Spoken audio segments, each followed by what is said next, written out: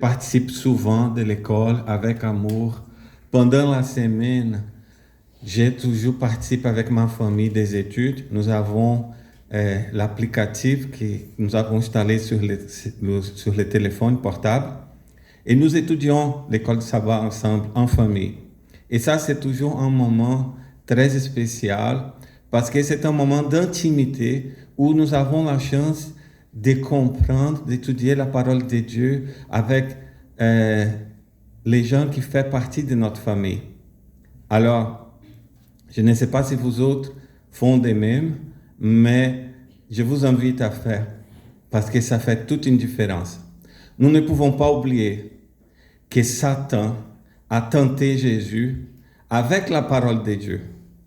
Lorsque Jésus était dans le désert pendant 40 jours, il était déjà fatigué, affamé, soifé. Satan est venu. Et ça, c'est intéressant parce que Satan connaît la parole de Dieu. Hein? Mais la façon comme Satan interprète la parole de Dieu fait toute une différence. Et nous, en tant que chrétiens, nous ne pouvons pas être piégés par Satan en ce qui concerne des mauvaises interprétations de la parole de Dieu, n'est-ce pas? Alors, pour nous fortifier spirituellement, il faut non seulement investir dans des prières, mais aussi dans l'étude de la parole de Dieu. Parce que la parole de Dieu est notre guide, c'est la lumière qui est devant nos pieds et l'école de sabbat, grâce au bon Dieu, c'est une étude bien structurée pour nous aider à bien interpréter la parole de Dieu. Et comme vous savez, ce trimestre, nous sommes en train d'étudier les livres d'Exode. Le livre d'Exode est un livre très spécial dans la Bible. Parce qu'il nous raconte certaines histoires du passé qui font encore du sens aujourd'hui dans notre vie personnelle. Alors, tout ce que nous sommes en train d'apprendre pendant l'école de sabbat, avec les livres d'Exode, fait partie aussi de notre vie personnelle aujourd'hui.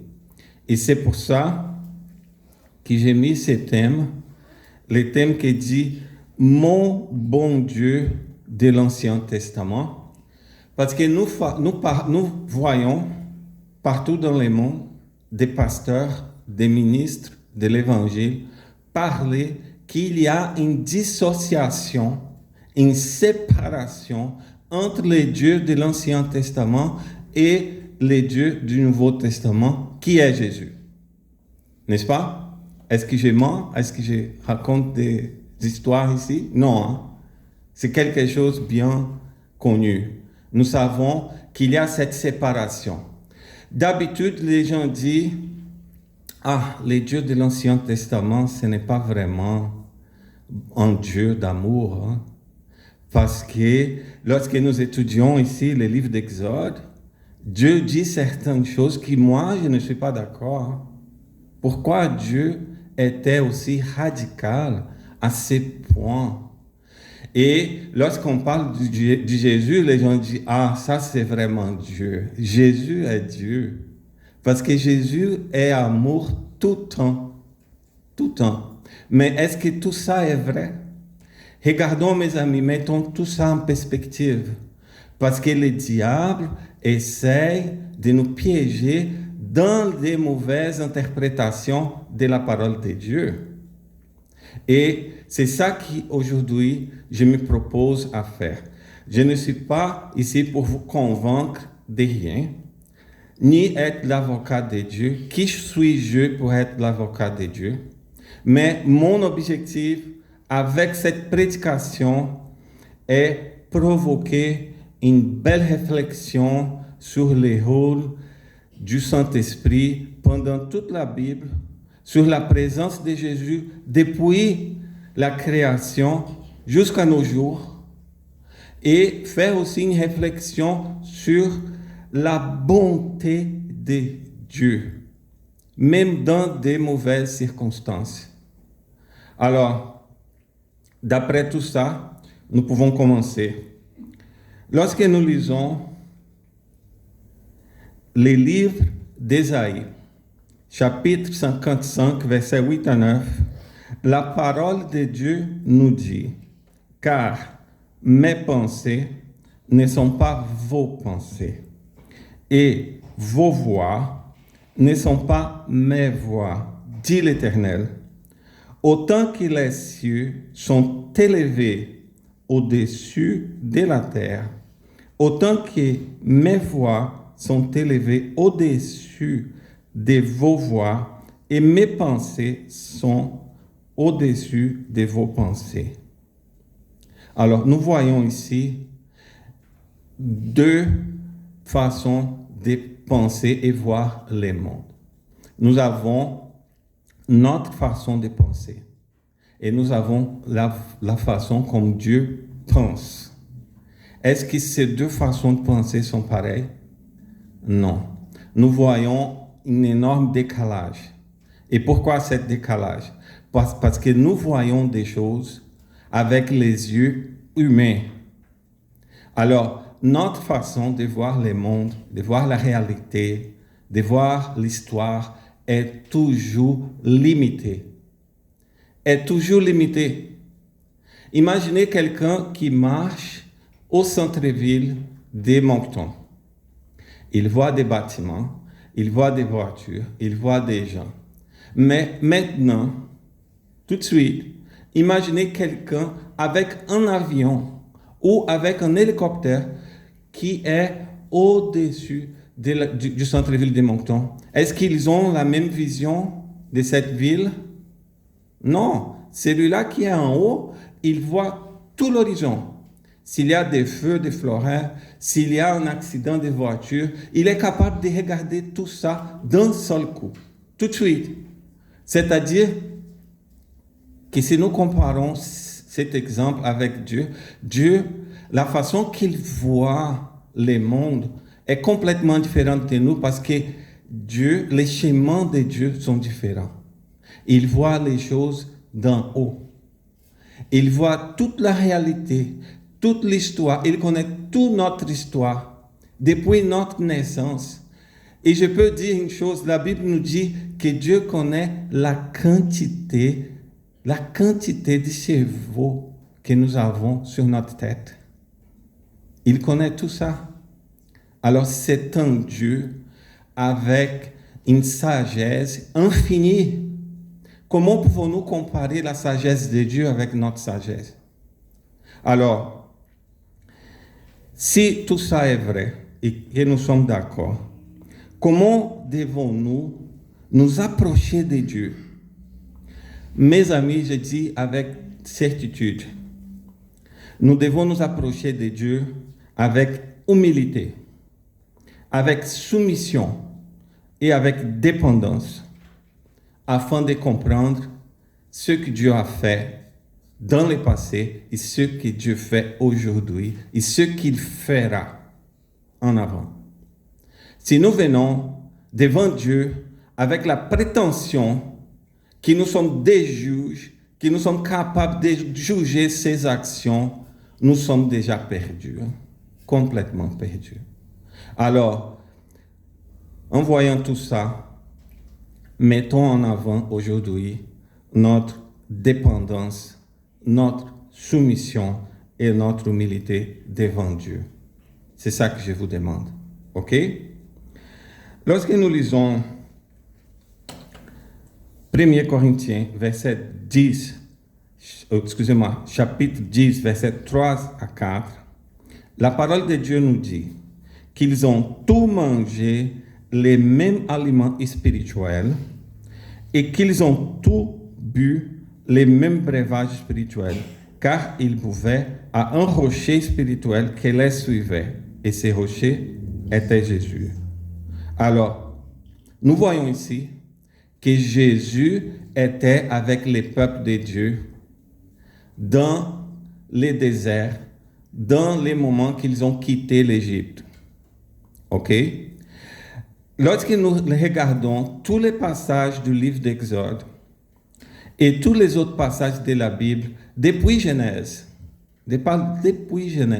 jusqu'à Apocalypse, est-ce que Jésus n'était pas là dans tous ces passages?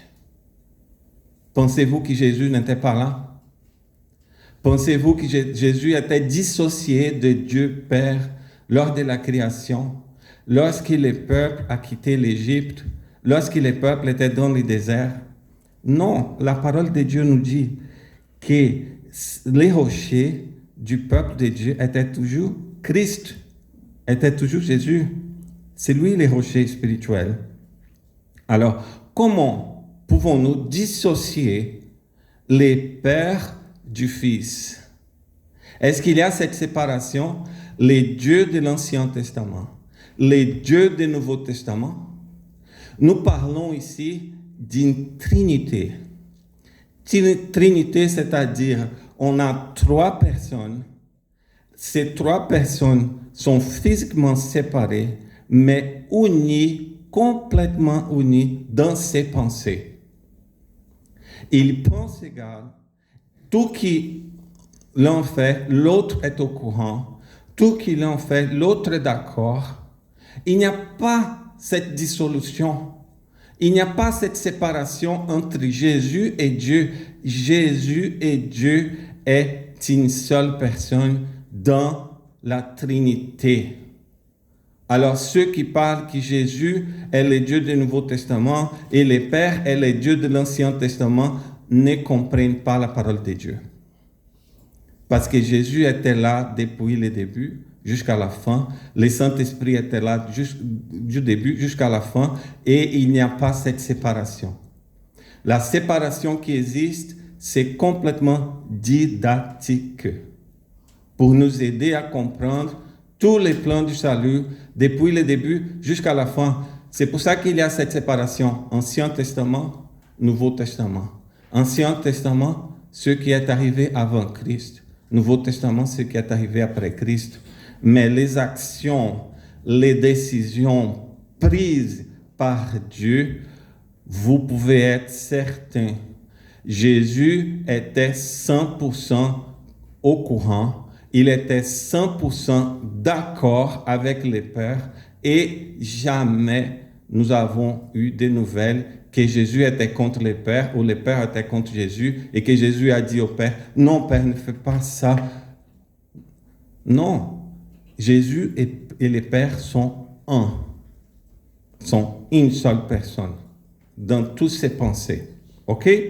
Est-ce que nous sommes dans la même page? Est-ce que nous sommes d'accord à propos de tout ça que je parle? Ou je parle seul ici? Hein? Est-ce que vous êtes en train de me suivre dans mes pensées ici, dans ma prédication? OK. Si nous sommes d'accord, je peux avancer. Hein? OK? Alors, voyons cette image. Que pouvons-nous supposer de cette image? Je vais mettre ici 3 alternatives et vous allez dire si vous êtes d'accord avec la première, la deuxième ou la troisième, ok? La première proposition, nous avons ici un père qui donne un chocolat à son fils. C'est correct ça? Pensez-vous que c'est ça, cette situation? Je ne sais pas, hein? Je ne veux pas donner d'opinion. Je veux passer maintenant à la deuxième alternative. C'est un pédophile qui achète la confiance d'un garçon avec un chocolat. Vous voyez ici? C'est une proposition complètement de la deuxième proposition. Est-ce que cela peut être, selon l'image que nous voyons, est-ce que cette proposition correspond aussi à cette image que nous voyons? Que pensez-vous? Oui ou non? Oui, ça peut être aussi. Hein? Et la troisième proposition, c'est un bénévole qui vend des chocolats au centre-ville pour ramasser des fonds pour Centraide. Si vous ne connaissez pas Centraide, Centraide c'est une institution canadienne qui ramasse des fonds pour le bien-être des enfants, de toute la communauté.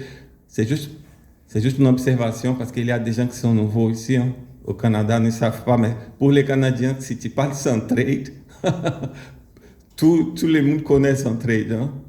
Alors, selon ces trois propositions ici, quelle proposition est plus proche de la réalité, selon l'image que nous avons ici? Que pensez-vous? La première. Est-ce qu'il y a quelqu'un qui vote dans la deuxième proposition? Deux, oui. Est-ce qu'il y a quelqu'un qui vote dans la troisième proposition? Non? Ah, la troisième proposition a été oubliée. OK. Bon, réponse. Ce n'est pas possible de savoir quelle est la bonne proposition. Et pourquoi? Parce que nous n'avons pas les informations du contexte. OK? Les contextes racontent une histoire. Et pour savoir vraiment ces contextes, il faut avoir des évidences, il faut avoir quelqu'un qui explique, il faut avoir peut-être une vidéo, il faut avoir quelque chose de plus. Alors, en comparant cet exemple ici avec notre interprétation de la Bible, est-ce que des fois, nous n'agissons pas de même avec la lecture de la parole de Dieu? Parce que nous étudions la parole, nous avons un portrait devant nous, et selon le portrait que nous avons, nous faisons nos interprétations et nous oublions les contextes. Oui ou non? Oui. Et c'est ça le problème. Et écoute, ce n'est pas ta faute. Hein? Nous sommes des créatures faibles, limitées. Hein? Dieu même a dit, vous êtes limités. Vos pensées ne sont pas mes pensées. Dieu voit tout dans les contextes. Nous n'avons pas ce pouvoir. Hein? Parfois, nous avons seulement un portrait qui n'est pas complètement parfait. Et c'est ça le problème. Satan s'utilise de nos faiblesses pour mettre dans notre tête mauvaises interprétations de la Bible. Interprétations qui sont complètement déconnectées de la réalité parce que nous, en tant qu'êtres humains, nous ne connaissons pas les contextes. OK? Est-ce que nous sommes d'accord avec tout ça que j'ai dit? Oui? OK. Alors, j'avance. Lorsque nous lisons Genèse chapitre 6, verset 5 à 7, nous voyons ici l'histoire suivante. L'Éternel vit que la méchanceté des hommes était grande sur la terre. La méchanceté. L'Éternel, c'est Dieu qui a vu tout ça. OK? Et que toutes les pensées de leur corps se portaient chaque jour uniquement vers le mal. Imaginez ça. Des êtres humains qui passent tout le temps à penser seulement des mauvaises choses, des méchancetés, qui planifient dans leur tête la violence, qui planifient les vols, qui planifient les viols, qui sont en train de détruire les uns les autres avec la violence. Et Dieu regarde tout ça de son trône, il regarde tout ça sur la terre. Et il dit, c'est Dieu qui dit ça, que tous les pensées de leur corps, parce que Dieu connaît le cœur des êtres humains, Dieu connaît le cœur, se portaient chaque jour uniquement vers le mal. Et qu'est-ce que Dieu conclut de tout ça? Avec sa sagesse, il conclut, l'Éternel s'y repentit. C'est la première réaction. Il s'y repentit d'avoir fait l'homme sur la terre. Et la deuxième chose, il fut affligé en son cœur. Il fut affligé. Mes amis, pour Dieu être affligé de quelque chose, vous pouvez être certain. c'est quelque chose vraiment grand. Parce que Dieu est Dieu. Dieu est Dieu. Et pour Dieu être avec son cœur affligé, c'est quelque chose complètement hors de la normale. C'est quelque chose vraiment puissant, mauvaise, extraordinaire, qui peut causer un mal terrible, terrible. OK? Oui ou non? Est-ce que vous êtes d'accord avec ça? Si Dieu dit que son corps est affligé, vous pouvez être certain, c'est pire qu'une bombe atomique. Et l'Éternel dit, d'après tout ça, il dit, j'exterminerai de la face de la terre l'homme que j'ai créé. OK? Alors certains vont dire, ça c'est vraiment extrême. Ça c'est beaucoup, hein? C'est trop. Je ne suis pas d'accord avec ce type d'attitude. Ce n'est pas comme ça que les gens disent. Ils jugent les attitudes de Dieu, mais ils ne connaissent pas les contextes. Est-ce que nous avons l'histoire écrite des peuples antédiluviens, les peuples avant le déluge? Non, nous n'avons pas ça. Ok, nous avons seulement la parole de Dieu. Et quelle était la gravité de la situation? C'était la pire possible. Quels sentiments habitèrent le cœur de Dieu en ce moment-là? Nous pouvons être certains qu'il y a certains sentiments qui habitaient le cœur de Dieu à ce moment-là. La tristesse profonde, la déception d'avoir toute sa création à faire tout ce mal, un amour blessé, un amour d'un père complètement blessé, mais en même temps, un sentiment de justice, un sentiment lié à sa sainteté, parce que Dieu est justice aussi. Il n'est pas seulement amour, il est justice. Et c'est ça que les gens ne comprennent pas. Il veut parler d'amour, mais il ne veut pas parler de justice. Il veut seulement la partie considérée bonne. Mais quand on parle de justice, tout le monde est en choc. Tout le monde est en choc. Alors, et il continue à dire, la terre était corrompue devant Dieu. La terre était pleine de violence. Dieu regarda la terre, et voici, elle était corrompue, car toute chair avait corrompu sa voie sur la terre. Alors, Dieu dit à Noé, la fin de toute chair est arrêtée par devers moi, car ils ont rempli la terre de violence. Voici, je vais les détruire avec la terre. Alors, pourquoi Dieu dit cela à Noé?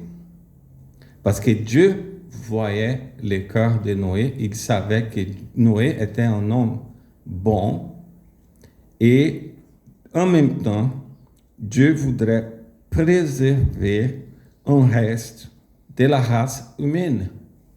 Et la façon qu'il a trouvé de préserver la race humaine, c'était préparer Noé pour la destruction de la terre. Alors, en regardant tous ces faits, j'ai mis ici quelques propositions qui expliquent des raisons pour Dieu faire ce qu'il a fait. Et il faut reconnaître que notre compréhension est limitée. Il faut aussi s'appuyer sur des références bibliques et demander la sagesse et le discernement pour arriver à ce type de conclusion que nous allons mettre ici. Vous êtes tous invités pour questionner mes propositions. OK? Mais comparez avec les textes bibliques. J'ai mis ici le premier objectif de Dieu. Empêcher l'humanité de s'autodétruire et de rendre la planète inhabitable en fonction de la méchanceté. Est-ce que cette proposition est raisonnable? Dieu avait raison de penser de cette façon en fonction de ces motifs ici que j'ai mis. Éviter l'autodestruction de la planète Si la race humaine est complètement méchante, quelle est la conséquence d'une race méchante? C'est sa propre destruction, n'est-ce pas? Deuxième proposition, préserver une lignée et rétablir une relation avec l'être humain. Il a fait ça avec Noé. OK? Et la troisième raison, préserver les plans de rédemption pour toute l'humanité. Nous ne pouvons pas oublier que Dieu avait fait des promesses. Il a dit qu'il enverrait un Messie pour combattre Satan et écraser la tête du serpent, n'est-ce pas? Et si la terre est complètement détruite par l'homme, est-ce qu'il pourrait accomplir cette promesse? Jamais. Alors, lorsque nous lisons, maintenant c'est le deuxième exemple. Celui-ci que j'ai parlé, c'était seulement le premier exemple. Lorsque nous lisons Deutéronome, chapitre 20, versets 17 à 18, il dit, « Car tu dévoreras ces peuples par l'interdit. Les Hétiens, les Amoriens, les Cananéens, les Phérésiens, les Héviens et les Jébusiens, comme l'Éternel ton Dieu te l'a ordonné, afin qu'ils ne vous apprennent pas à imiter toutes les abominations qu'ils font pour leur Dieu, et que vous ne péchiez point contre l'Éternel, votre Dieu. » Alors, nous voyons ici une situation avec les mêmes caractéristiques de la situation d'avant. Dieu dit qu'il veut l'extermination de plusieurs peuples, pas plusieurs villes, c'est plusieurs peuples. Chaque peuple avec des dizaines de villes, ok? Dans toute une région de la planète. Et encore une fois, les gens disent, ça c'est radical. Ça c'est extrêmement radical. Je ne suis pas d'accord avec ça. Ok. La seule différence dans ces passages-ci est que dans les premiers exemples, Dieu a exercé son jugement lui-même.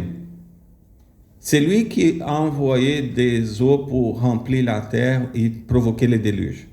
Mais ici, dans ce deuxième exemple, il y a une différence. Parce que Dieu demande à son peuple d'exercer son jugement.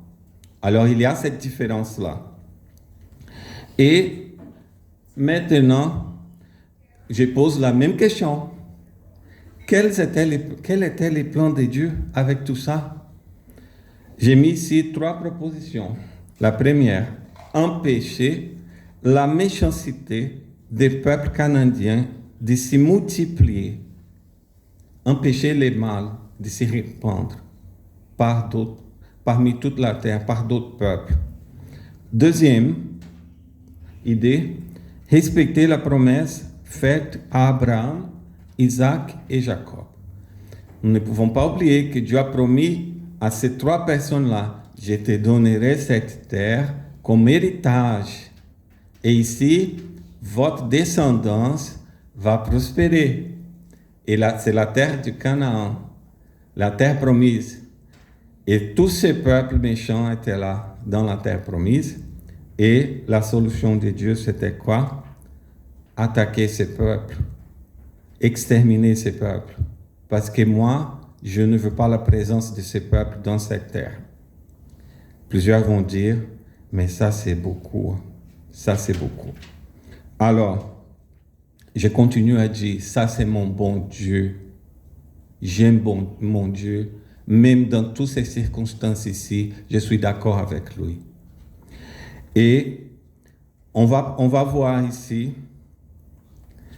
dans le livre de Deutéronome, chapitre 9, verset 5. Non, Dieu dit à son peuple, Dieu dit aux Israélites, non, ce n'est point à cause de ta justice ou de ta droiture de ton cœur que tu entres en possession de leur pays. Mais c'est à cause de la méchanceté de ces nations que l'Éternel, ton Dieu, les chasse devant toi. Et c'est pour confirmer la parole de l'Éternel a juré à tes pères, à Abraham, à Isaac et à Jacob. Alors, si vous avez pris attention à ces versets, vous avez vu que les plans que nous avons annoncés ici avant sont confirmés avec la parole de Dieu. OK? Alors, lorsque nous parlons de la méchanceté, moi, je suis né au Brésil. Je peux dire que je connais la méchanceté des hommes. Parce qu'au Brésil, méchanceté, c'est quelque chose qui fait partie du jour de chaque enfant, de chaque personne. La violence est ouverte. Il n'y a pas de restriction pour la violence. Pour quelqu'un tuer une autre personne à la lumière du jour, dans une place publique, c'est comme ça. C'est juste un clic. C'est juste un clic pour quelqu'un décédé en face de toute la communauté. Alors moi, excusez-moi, je ne suis pas naïve. Je ne suis pas naïve par rapport à la violence. Bon, la violence peut être classifiée de plusieurs façons. Il y a la violence politique, la corruption. Il y a la violence, la méchanceté religieuse, la méchanceté morale, la méchanceté dans les affaires, la méchanceté familiale, sociale et aussi dans l'alimentation, la façon comme les gens mangent. Même quand les gens mangent, parfois ils sont très méchants. Très méchants. Alors, j'ai choisi les plans familiales parce que c'est un thème très vaste. Très vaste. Parler de la méchanceté, c'est quelque chose presque infini. Mais pourquoi les plans familiales? Parce que la famille est la première institution créée par Dieu dans l'Éden. Même avant les sabbats, Dieu a créé la famille. C'est elle la base de toute la société. Si la famille est bien, nous aurons des enfants qui vont grandir comme des bons adultes dans la société. Si nous avons un problème dans la famille, ces enfants vont devenir un problème dans toute la société. Si quelqu'un commet des crimes au sein de sa propre famille, qui pourrait-il faire dans la société? Il peut tout faire, n'est-ce pas? Alors, la Bible nous révèle quels sont les péchés de tous ces peuples que Dieu a condamnés.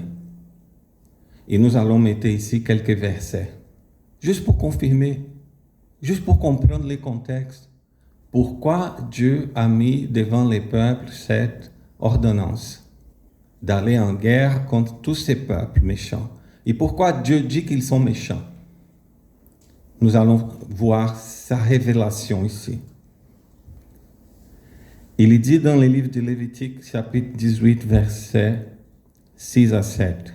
« Nul de vous ne s'approchera de sa parente pour découvrir sa nudité. Je suis l'Éternel. » Voyez ici, lorsque le texte dit « Je suis l'Éternel », c'est quoi ça? C'est la signature. C'est sa signature. C'est l'Éternel, c'est Dieu qui a dit ça. C'est Dieu qui a témoigné tout ça. Tu ne découvriras point la nudité de ton père, ni la nudité de ta mère. C'est ta mère. C'est ta mère. Tu ne découvriras point sa nudité. Alors, qui est notre mère? C'est elle qui a donné son lait. Quel genre d'être humain est capable de faire cela avec sa mère? Je peux dire une chose, ce type de gens est très méchant. Très méchant. Parce qu'ils sont capables de commettre un crime sexuel avec sa mère, avec son père, d'une façon aussi méchante, aussi cruelle. Bon, il y a encore. Lorsque nous allons au verset 9 à 10, tu ne découvriras point la nudité de ta sœur, fille de ton père ou fille de ta mère, née dans la maison ou née hors de la maison. tu ne découvriras point la nudité de la fille de ton fils, ou de la fille de ta fille, car c'est ta nudité. Qui est les filles de ton fils? Ta petite fille. C'est ta petite fille. Je me demande, quel traumatisme un enfant subit-il lorsqu'il est victime de ce type d'agression? Son grand-papa arrive à la maison et il vient pour te violer. Quel sera l'avenir de cet enfant? Et tout ça, mes amis, était des pratiques courantes. Nous parlons des viols institutionnels. Nous parlons d'une société entière qui trouvait tout ça très normal. Très normal. Et Dieu regardait tout ça de son trône. Dieu regardait très attentivement tout ça. Quelle souffrance, hein? Regardez tous ces types de violences dans des maisons avec des enfants. Une violence institutionnalisée, considérée légitime pour la société. Un viol considéré comme normal et normalisé. Est-ce que tout ça n'est pas grave? Continuons. Ici, dans les livres, dans les prochains versets, il dit, « Tu ne livreras aucun de tes enfants, des enfants, pour les faire passer à Moloch. » C'est quoi ça, cette expression? Pour les faire passer. Je veux dire, c'est pour sacrifier. C'est une société qui sacrifiait des enfants, qui brûlait, qui coupait, qui tuait les enfants pour être offrande de Dieu, de ces dieux, qui ne sont pas des dieux, sont des démons. Ok? Imaginez vivre dans une société comme celui-là. Imaginez savoir que vos voisins sont comme ce type de gens ici. C'est faisable? C'est possible? C'est un droit paisible? Et tu ne profaneras point le nom de ton Dieu. Je suis l'Éternel. Tu ne coucheras point avec un homme comme on couche avec une femme. C'est une abomination. Une abomination. C'est ça que notre Dieu dit. Tu ne coucheras point avec une bête. Une bête. Pour te souiller avec elle. La femme ne s'approchera point d'une bête, même des femmes, il cite ici des femmes, pour s'y prostituer avec elle. C'est une confusion. C'est une confusion. Vous voyez, mes amis, autant de choses que nous pouvons tirer seulement d'un chapitre de la Bible, à propos de tous ces peuples, à propos de tous ces gens. Et il y a encore des gens qui disent que Dieu est radical. Est-ce qu'il y a encore qui disent que Dieu n'est pas juste, que Dieu ne savent pas ce qu'il fait, que le Dieu de l'Ancien Testament est un Dieu d'haleine et le Dieu du Nouveau Testament est un Dieu d'amour? Est-ce que tout ça, ce n'est pas amour? Si Dieu n'arrête avec ça, nous pourrions continuer à vivre de la même façon aujourd'hui. Si Dieu n'arrête avec ces cycles, avec ces systèmes diaboliques, ces traditions, ces habitudes pourrions être encore présentes dans nos jours. Dans nos jours. Parce que c'est une séquence. Ça continue. C'est une tradition institutionnalisée. Comment vivre avec ces gens? Alors,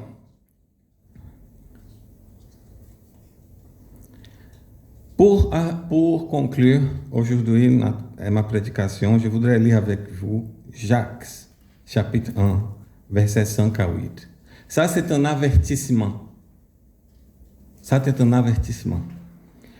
Si quelqu'un d'entre vous manque de sagesse, qu'il la demande à Dieu, qui donne à tout simplement et sans reproche, et elle lui sera donnée.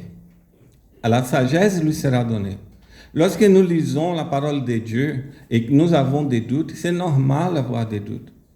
C'est normal d'avoir des questionnements. Demandons à Dieu la sagesse pour comprendre pourquoi Dieu, tout ça est arrivé de cette façon-là. C'est la meilleure façon de régler tous nos problèmes, toutes nos questions, tous nos doutes. Mais jamais questionner les décisions de Dieu sans avant demander à lui-même. Demande à lui-même, demande à Dieu de sagesse pour comprendre pourquoi Dieu a pris ces décisions-là. Alors,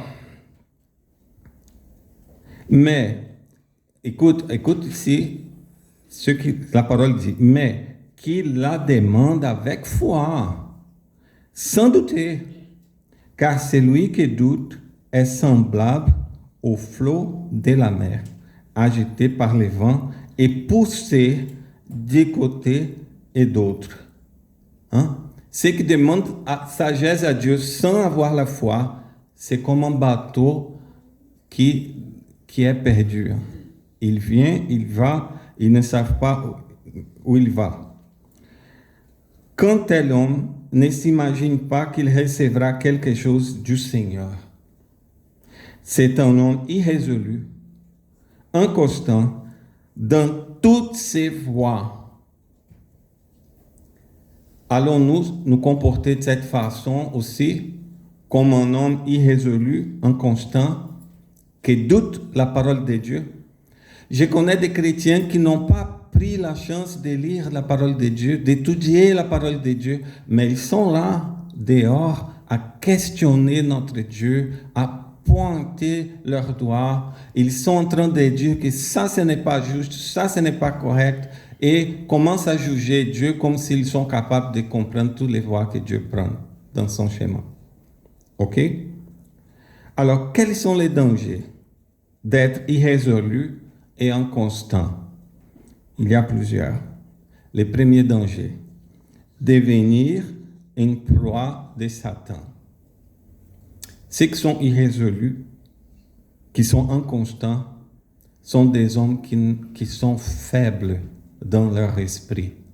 Et Satan profite très bien de ces gens. Et la conséquence d'être proie de Satan est causer la division, s'aimer la doute et affaiblir le corps du Christ. S'il y a des hommes dans l'Église qui sont en train de poser beaucoup de questions, questionner Dieu et dire non, ce n'est pas comme ça, je ne suis pas d'accord avec ci, avec ça, faites attention, Église. Réveille, Église. Cet homme-là, la Bible parle de lui, il est irrésolu, il est inconstant, il est dangereux. Pourquoi? Parce qu'il amène la division, il pose beaucoup de questions sans avoir pris son temps pour étudier la parole de Dieu. Il arrive ici à l'église pour questionner notre Dieu devant nous, et devons-nous accepter ce type de choses en silence? Devons-nous rester en silence devant ce type de gens qui amènent des doutes à propos de notre Dieu très saint? Jamais, mes amis. Ça, c'est la porte ouverte pour Satan entrer dans notre église. Et c'est ça qu'il veut tout le temps. Ces gens, ils sont capables de créer d'énormes théories. Et aussi, créer des sectes qui sont complètement éloignées des vérités bibliques de Dieu. Pourquoi? Parce qu'ils cherchent la gloire pour eux-mêmes.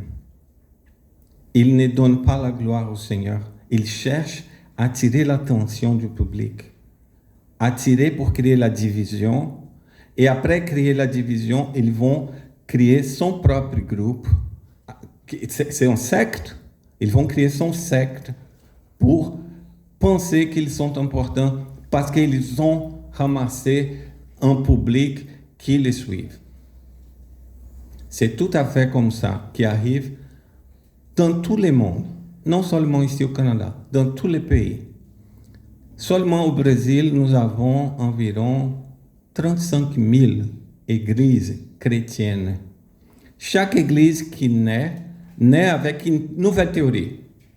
Ah, j'étais adventiste, mais j'ai quitté l'église adventiste parce que je n'étais pas d'accord que Ellen White avait les dons de prophétie. Maintenant, je veux créer ma propre église avec les mêmes idées. Mais ici, il n'y a pas Ellen White. Bon, ils ont créé un secte. D'autres disent, bon, notre église, c'est une église non traditionnelle et nous sommes ici aujourd'hui pour adorer à Jésus seulement. Parce que c'est Dieu dans l'Ancien Testament. Ah, ça, ce n'est pas le vrai Dieu. C'est Jésus le vrai Dieu. Alors, nous marchons avec lui. Si nous sommes avec lui, nous sommes sauvés.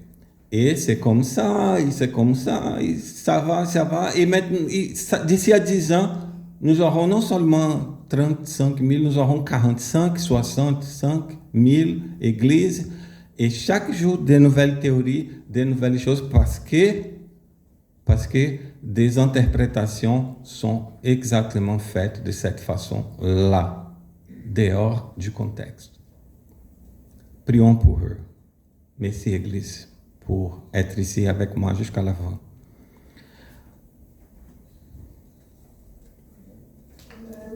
Amen.